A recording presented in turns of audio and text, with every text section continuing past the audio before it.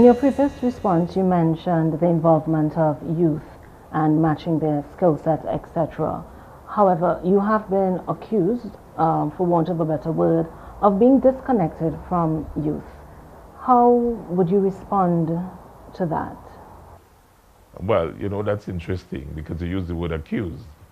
I, um, I have not heard such an accusation, and I would have loved in such circumstances to face my accuser.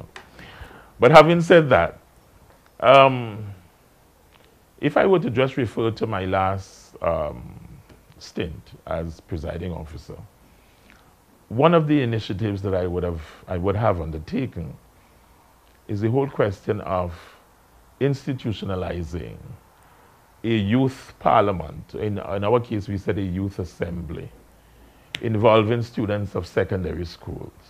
So we would have had it for 3 years on my watch. So it became a regular feature.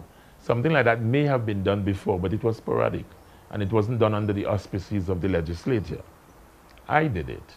And more than that, what I would have done was to expose a number of young persons to the opportunity to develop debating skills, to understand the legislature, understand political issues.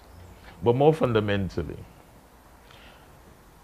in the very first session, when I got in 2013, the first session was in December of 2013, as part of the celebration of Tobago Day, I made a promise that before the end of my tenure, I would take a group of those students involved in the youth assembly debate to England, where they can witness firsthand the operations of the Westminster system in the House of Commons.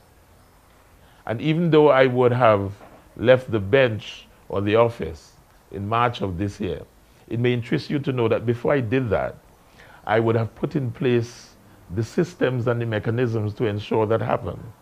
And I'm happy to tell you now that even as I speak to you, funding has been arranged. And most of the funding did not come from the THA, but from private sponsors that I would have taken steps to encourage.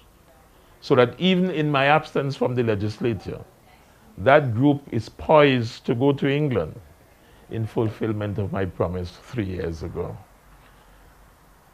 If that does not bear eloquent testament to my concern for youth and youth development, then I dare you to tell me what does. Kelvin, Kelvin to win, Kelvin.